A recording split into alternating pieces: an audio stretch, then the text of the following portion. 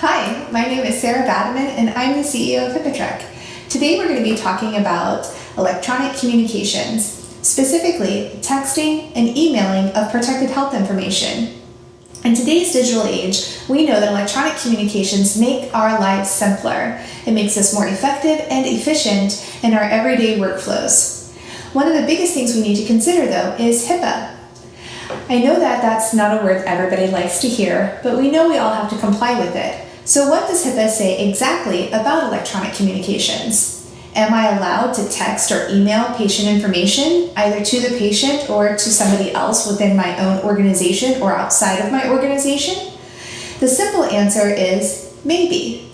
I know you don't like to hear that because it doesn't give you any direct answer.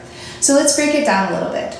HIPAA says that you have to securely communicate through means of encryption, right? So we know that we have to encrypt everything. We also know that SMS texting is not encrypted. iMessaging is encrypted, however, it doesn't meet some of the other requirements of HIPAA, like retention of the records, as well as business associate agreements. Apple will not sign a business associate agreement with you in order for you to be able to utilize iMessaging as part of your communications. Then there's also the consideration if you're a JCO certified entity, JCO prohibits you from texting patient orders. You have to utilize computerized physician order entry if you are a JCO certified entity. So all of that leads us to believe that you cannot text patient information, either to the patient, to another provider, or to anybody else. There is a little loophole that is a little bit of a gray area, which is you can get patient's authorization or approval.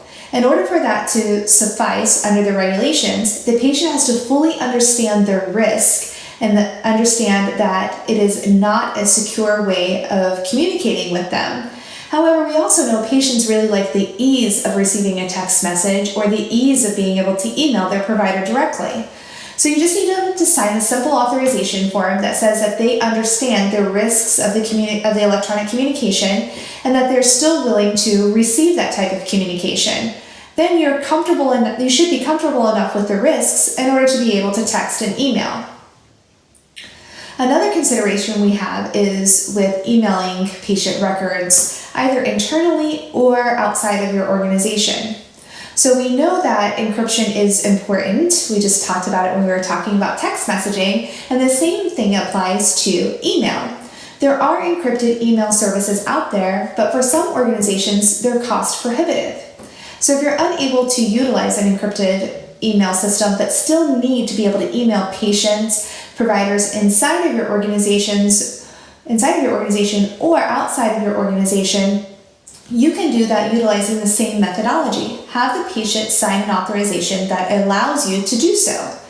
If that is too burdensome because you're not directly emailing the patient, but rather utilizing it for clinical operations, then you need to actually think about a different method for communicating.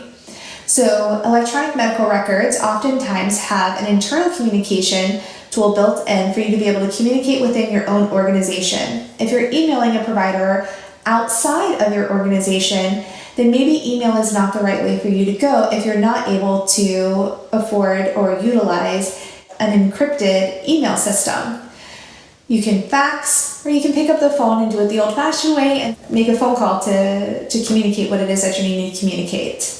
I hope this helps answer your questions about electronic communications. If you have any other questions, please visit us at HIPAAtrek.com or shoot me an email, Sarah, S-A-R-A-H, @HIPAAtrek.com. Thank you so much and happy HIPAA trekking.